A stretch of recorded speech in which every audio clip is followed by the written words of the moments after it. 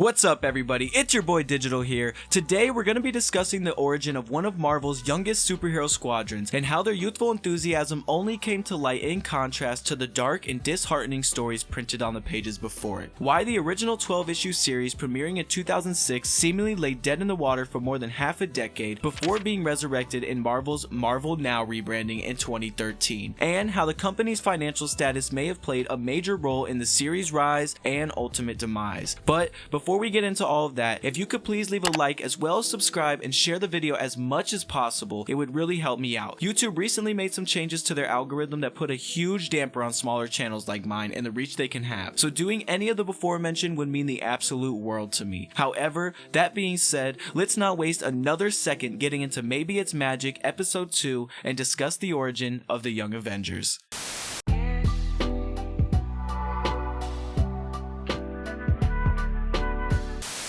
Now first, I think we have to take a trip back in time. Marvel, a company that had grown in stature throughout the 60s, 70s, and late 80s thanks to the often stunning art and stupendous storytelling in such comics as Fantastic Four and The Amazing Spider-Man, rose only to see its financial success peak by the early 90s. Bursting financial bubbles and questionable business deals saw Marvel's stock value collapse. Shares once worth $35.75 each in 1993 had sunk to $2.37 not even 3 years later. An ugly fight between a group of very rich investors followed, and for a while, the company's future seemed uncertain. But for everyone, this collapse in financial fruitfulness wasn't entirely unforeseen. Early in 1993, while Marvel and the comics industry as a whole seemed to be in rude health, Sandman writer Neil Gaiman stood before 3,000 retailers and gave a speech which few in attendance wanted to hear. In it, he argued that the success of the comic book market was a bubble, one brought on by encouraging collectors to buy multiple editions and hoard them up in hope that they'll one day be worth a fortune. This, Gaiman said, was akin to tulip mania, a strange period in the 17th century when the value of tulip bulbs suddenly exploded, only for the market to collapse again. You can sell lots of comics to the same person, especially if you tell them that you are investing money for a high guaranteed return, Gaiman said, but you're selling bubbles and tulips,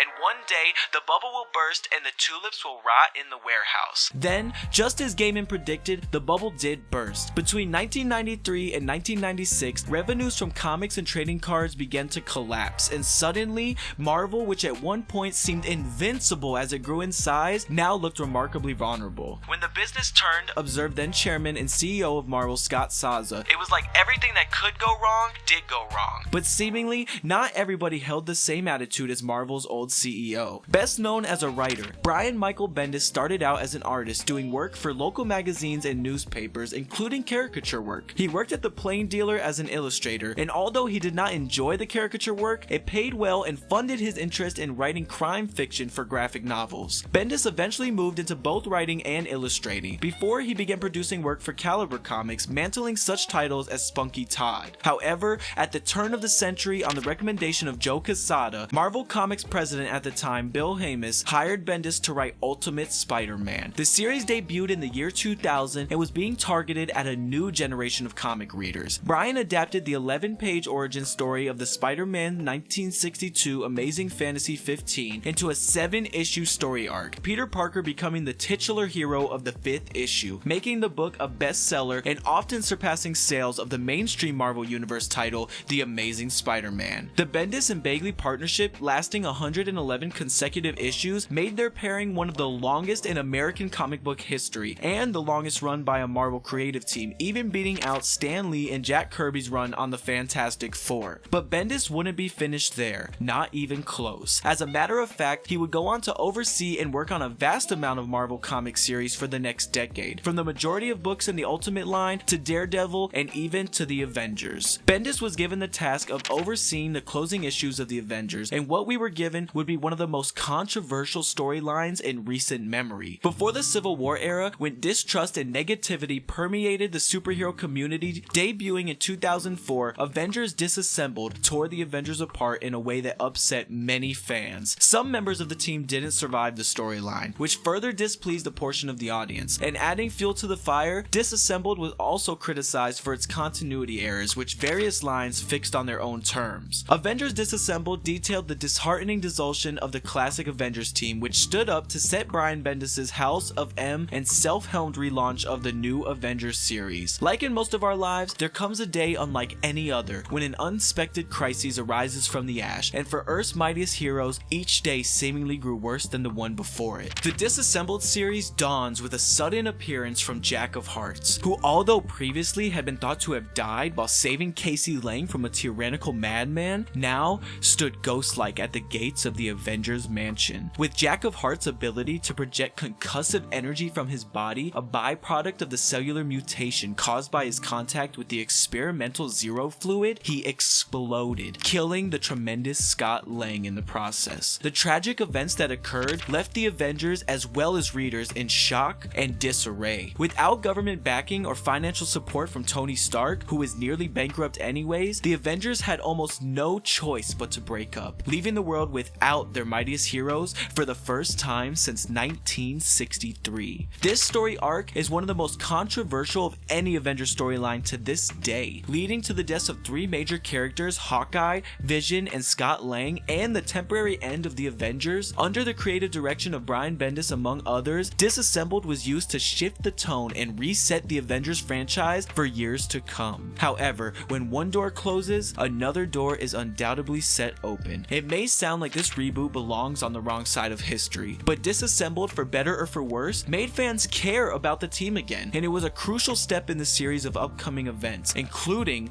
the Young Avengers, and thus the door had opened. The Young Avengers were created by Alan Heinberg and Jim Chung. Heinberg, best known for his screenplay for the 2017 superhero film Wonder Woman, also has co-writing credits on the story with Zack Snyder, and Chung, a British comic book artist, is most notable for his work on a variety of series such as Scion, New Avengers Illuminati, and Avengers The Children's Crusade. The latter of the two worked on several Marvel series during the mid to late 1990s and was named one of Marvel's Young Guns by Joe Quesada in August of 2005, a group of artists that, according to Marvel's editor-in-chief, had the qualities of a future superstar penciler. The duo would go on to break ground in the comic book world, having a short-lived but successful run with their 2006 hit. Making their first appearance in Young Avengers issue number 1, the team of teens follows the damaging events of Avengers Disassembled, initially lending us to the perspective of Nathaniel Richards, more formally known as the Tony Stark-inspired Iron Lad. We are introduced to young Nate Richards appearing armed with a gnarly neurokinetic suit that responds to his mental commands.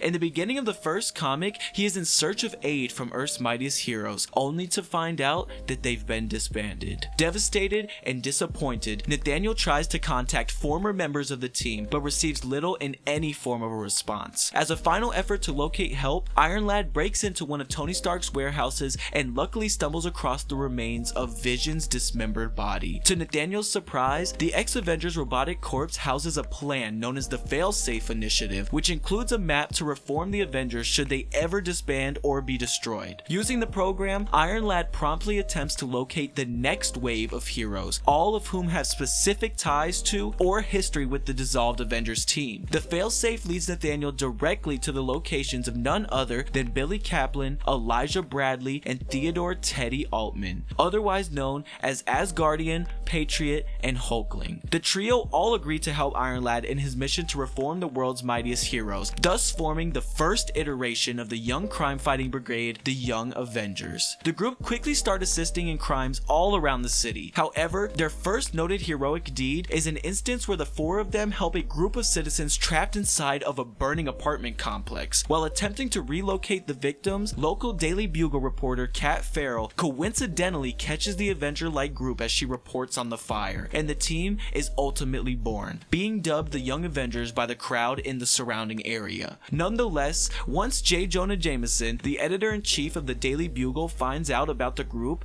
aesthetically fashioning themselves after former Avenger members, Jameson issues a pregnant Jessica Jones to use her contacts in the superhero world to find out more more information on the team. Taken back by the request and doubting the reach she still has with the recluse heroes, Jones makes her exit from the Bugle, but almost immediately has those doubts put to rest. To both her and Cat Farrell's disbelief, Captain America and Iron Man fly in from above, having been presumably awaiting Jones' arrival. After a short-lived greeting, the duo proceed to escort her to a nearby rooftop where the three indulge in conversation about Tony and Steve's desire to shut down the young team of heroes. However, that very same night, there are reports of a hostage situation at a wedding in downtown New York. The Young Avengers appear on the scene of the crime, but though full of heart and hope, the still naive team botch the rescue attempt, creating an even more hostile situation. Luckily enough, however, among the commotion caused by the Young Avengers, the bride's sister, Kate Bishop, picks up one of Patriot's throwing stars and bravely decides to give the group a helping hand, stabbing a member of the unnamed gangsters in the leg. After things are set in stone, the quartet make a hasty retreat to avoid newscasters, especially with the publicity that their last incident at the apartments attracted. Upon the group's dispersing, Captain America, Iron Man, and Jessica Jones run into Iron Lad at the Avengers mansion, who fully explains the situation at hand to the adults. It comes to light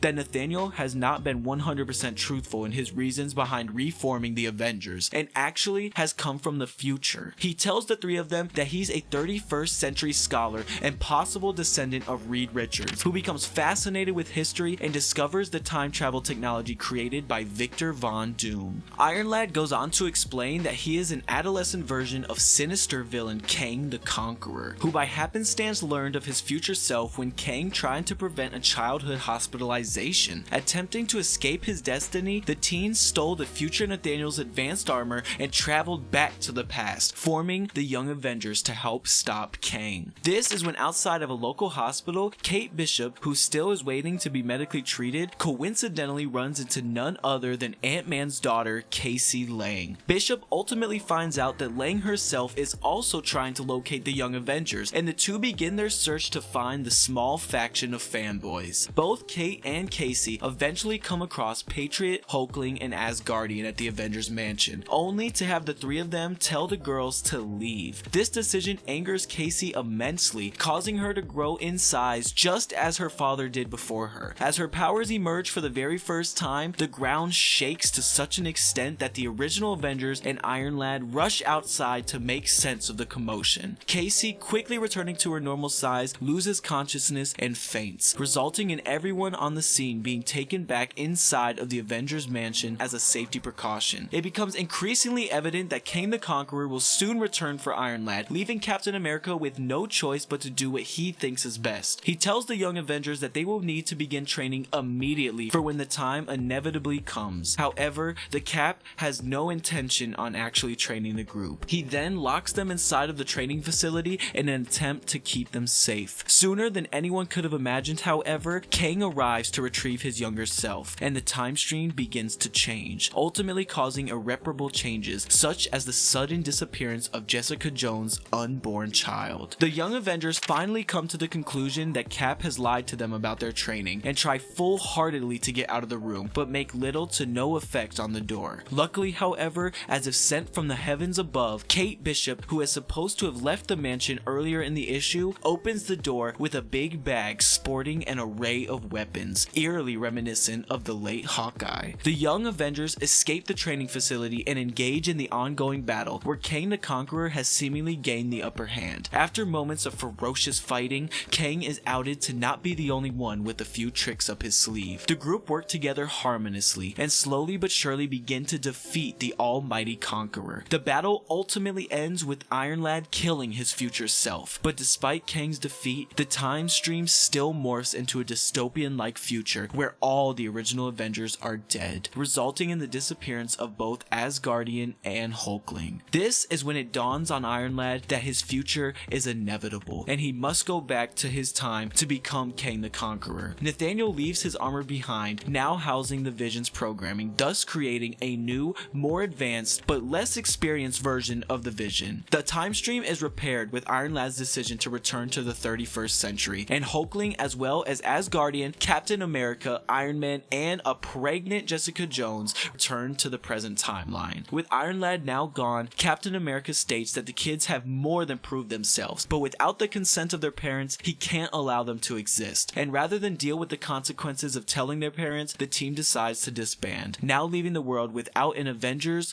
or Young Avengers. No one knows quite for sure why the 12-issue series took an unexpected leave of absence. Selling from a high 50 to a low 60,000 comics is by no means a financial failure, so many speculate that Heinberg and Chung, who himself took a 2-issue leave during the series, just didn't have time for the young team anymore, or perhaps chose not to make any. The pair did come back after a couple years break and wrote the 2010 to 2012 series Avengers: The Children's Crusade, which seemed to work as an official goodbye for the team. But even though that would be the last anybody saw of Young Avengers written by its original creator, a new Young Avengers series written by Kieran Gillen and drawn by Jamie McKelvey was launched in January 2013 as part of the Marvel Now rebranding campaign. This new monthly series reintroduced existing Young Avengers, Wiccan, Hulkling, and Hawkeye, as well as introduced Kid Loki, Marvel Boy, and Miss America to the book's cast. The series' 6th issue introduced the reintroduction of former Young Avengers Speed and the addition of the depowered mutant Prodigy.